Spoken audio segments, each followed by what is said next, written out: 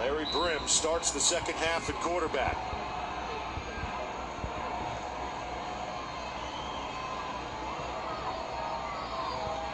Pumps once and tries to get it to his man Jontavis Carter. They've tried to get Carter several times. Anthony Jordan, now the running back. Bethune-Cookman has showed some life with Brim in the game. And Larry Brim sparked this offense once again like he did all of last season. Got some quick feet, tosses into traffic, and that's going to be intercepted. Miami secondary just all over that one. Artie Burns with the pick. And that was a bad play all around by Brim. He had pressure all in his face, and he threw into double coverage. Sometimes you just got to throw the ball away, and that'll come with time as he continues to play the position. But I thought you should have sprinted him out to the opposite side of the field, to the wide side, give him space where he could have had an opportunity to make a decision. So a golden opportunity for Bethune to get points. The rain here at Sun Life Stadium. 4 of 10 passing tonight for Wildcats quarterbacks. They have not had a lot of success through the air. Quentin Williams keeps it on the ground.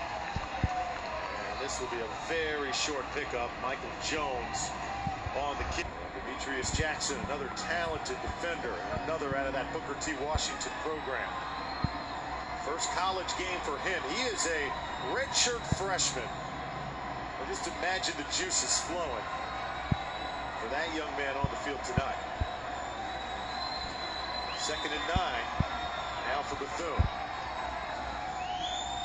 Only 22 yards rushing for the Wildcats. Williams under duress, and he gets it to the 25-yard line for us. I mentioned being a red shirt, having to wait. And you have to get better. You have to learn. You have to be prepared. They're down at 5 now. Cookman offense just trying to stay on the field. And Miami's bringing pressure on the outside. They're bringing linebackers from both sides, squeezing the pocket down, not allowing Williams to have a lot of room to do anything. 1 for 8 on 3rd down.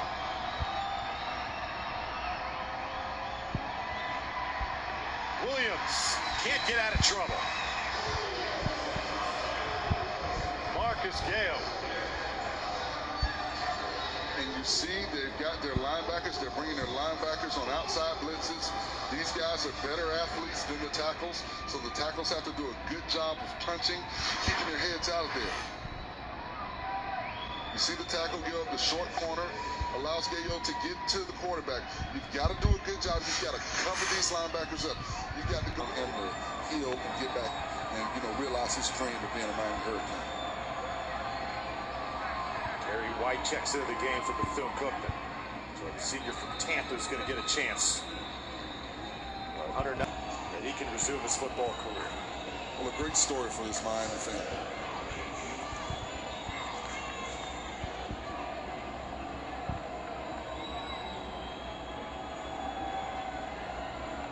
Second down and 10. Quentin Williams still in the game for Bethune-Cookman. Terry White flares out. Williams looked his way, now tries to run. He tucks it in, takes it towards the sideline, and he's knocked out by Terry McCray after picking up 8. 3rd quarter.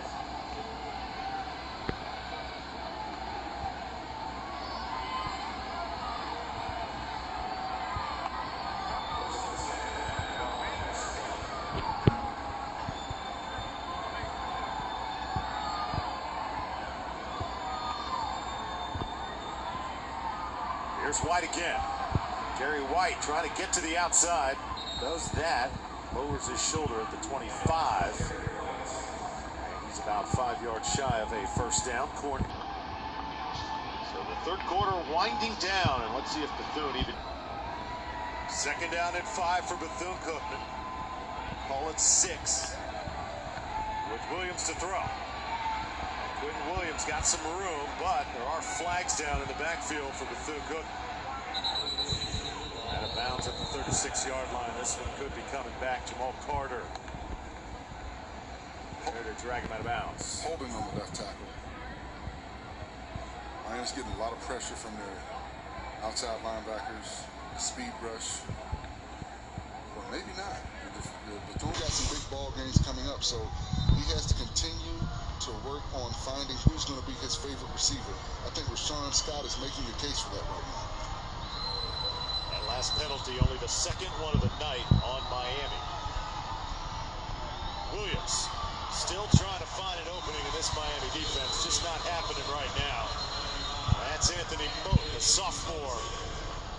He is a backup interior lineman, and he is also a beast.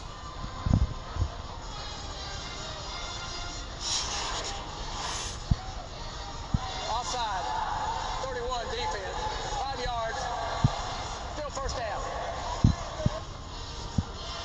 And they're not giving Williams anywhere to go with the football. He's got pressure coming directly in his face, and the tackles are getting pushed down, so the pocket is collapsing around him.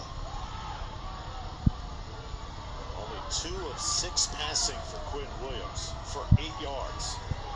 I'd say the Miami defense has done their job. But still a quarter to play.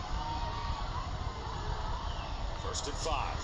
Here comes the rush again. Williams gonna have to tuck it in and just eat it. Oh boy, Kendrick Norton, the freshman. This freshman goes 6'3", 318 pounds. Out of Jacksonville Trinity Christian, he is going to be a future star. Well, he's a load, and he plays with the motor, something you don't see with a lot of young defensive tackles, and he gets down the field. I love the way that he's active. He's jumping around. He's trying to jump over offensive linemen to get to the quarterback. Now 2nd, and call it 12. Kerry White is the running back. Miami's defense now obviously wanting to preserve a shutout. Williams tosses it out, and the wet ball too hot to handle. I'll say it is incomplete right Around you and landing on top of him. Another 3rd down and long situation. Williams has not been set up for success. Miami's defense just feasting right now. And Williams got to be careful. He's going to get hurt because the door is just closing in so quickly. And again, his high school teammate McCord making the play there. Well, at this point, orange is not his favorite color. I think he wants to take that out of his color wheel. They've been all over him. And what's interesting, I thought they should have used Larry Brent a little bit more, sprint him outside the pocket. That's where they've had success early in this ball game. They got away from that. They tried to do traditional drop back. It fell off, and the faithful got mad at Al Golden, and they wanted to get him out of here. And like I said, it's not the usual Miami that we've seen, but to keep this team together through all the sanctions, I just don't think they've used the athletes that they've had, to their advantage. These guys, you see guys getting drafted in the 1st round, but they don't play 1st round football here at Miami. Now, he's done a good job of keeping the program together, but False start, 71 offense, 5-yard penalty, 1st down. Has he done a good enough job of coaching these guys up? That's the big question. Eric Flowers, 1st round set, they should have went vertical a lot more. Clive Walford, he was one of the best, if not the best tight end in the country last year, and they rarely used him. If they played with the game plan that they played in the Florida State game in the 1st half all season long, they should have beat Florida State last year. Anthony Moat on the stop that time as we near the 6-minute mark. Very grim at quarterback right now. The high point for Golden's tenure. A couple years ago, this was a 7-0 football team. But they just haven't had teams that have finished strong here at Miami. That's something they are really looking for. And another thing for us is a signature win. I think the biggest, as you look down the schedule this year, what games really stand out for that opportunity? With a game in week 3 against Nebraska here at home. Nebraska lost a tough ball game on a Hail Mary to BYU, so I know they'll come back ready to play next week and be prepared to come down here and face this Miami Ball Club. If they can come out of that game 3-0, I think people start to open their eyes and recognize this Miami Ball Club as a team to be reckoned with. After that game, they've got a game at Cincinnati, and then they go to play at Florida State. So they've got an opportunity to go into that Florida State game with a 4-0 record and a quality win against a quality opponent. to contend for a Coastal Division championship, to kind of silence all those naysayers. We'll talk about that after this play. Let's see if Bethune can try and extend this drive. They're trying to get something on the board here before leaving Miami. Here's Brent. And he is not going to get there. So another defensive stand by the Hurricanes. Does this team... Robinson, Doug Williams, Michael Strahan, Steve McNair, Shannon Sharp. So many great players. On the offense, 12 men in the formation. Tonight on defense, but offensively, definitely a lot of things to work on as they get ready for Grambling. Larry Brim under center. He'll keep the football and be down at the 23-yard line. Events surrounding the Celebration Bowl include a kickoff luncheon, a VIP event, a community outreach at Celebration Bowl, and on Facebook.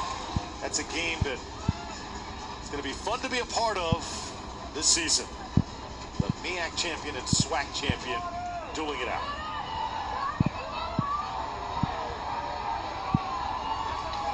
Those are some great players, though, that you just rattled off.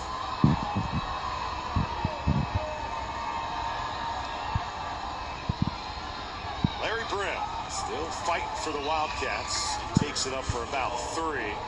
And now it's time for our First a year. He had an injury in 2013. Got injured last year in the preseason and didn't play at all. So for him to come back in his first ball game in a while and have such a big ball game, that's good for his confidence, and it's great for this Miami program moving forward. He's got great size for a wideout. He's going to be a tough matchup. But I think Duke Johnson is right there in that class with those individuals when you talk about production. So you lose so much. I think these guys have had to bond together, and you see it on the field. Hurricanes starting to really find their groove. Marquise Drake trying to find a crease. Takes a big pop near the 30 and up to the 33-yard line.